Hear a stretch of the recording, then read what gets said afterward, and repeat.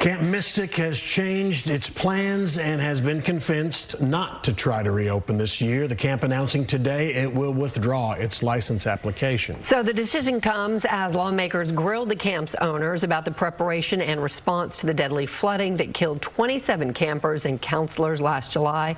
Fox 4's Amelia Jones joining us now with more on this story. Amelia.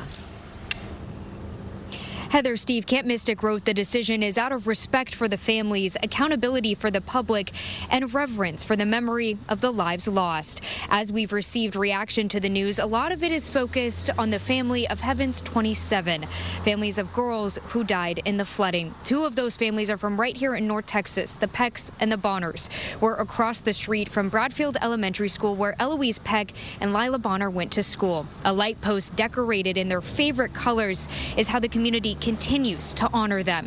As you mentioned earlier today, Camp Mystic issued a statement saying that it is withdrawing its application to reopen for this summer. Initially, the camp planned to reopen or wanted to reopen on a portion of the property on Cypress Lake that was not damaged by the flooding and is not part of the ongoing investigation. The camp's decision not to reopen comes after 2 days of emotional testimony in Austin for committee hearings about the July 4th flooding. A state investigator laid out a detailed timeline of events, and lawmakers heard from dozens of witnesses, including parents of girls who survived and girls who did not.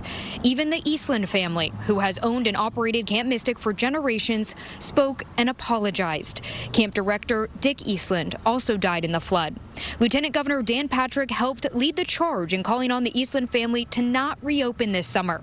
I got a chance to speak with him about the news earlier today. He had this to say.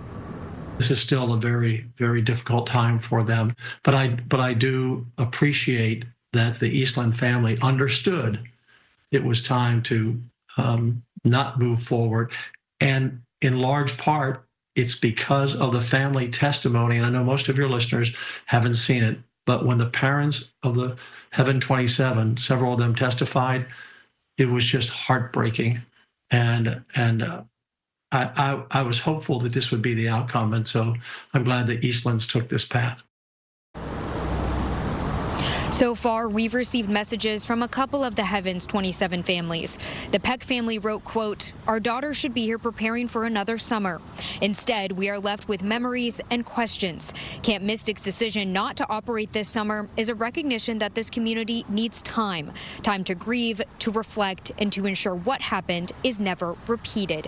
Cece and Will Stewart, the parents of 8-year-old Seal Stewart, who have sued to keep the camp closed as their daughter's body has yet to be found, had a more critical statement today. It said in part, quote, "What the Eastlands offered today was not accountability. It was not out of respect for our grieving families, nor because they wanted to do the next right thing.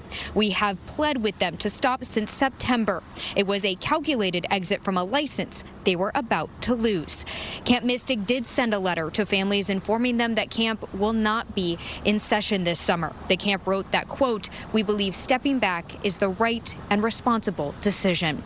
Be sure to stay with us on Fox 4 News, as we will share more reactions and statements from the families as we get them into our newsroom.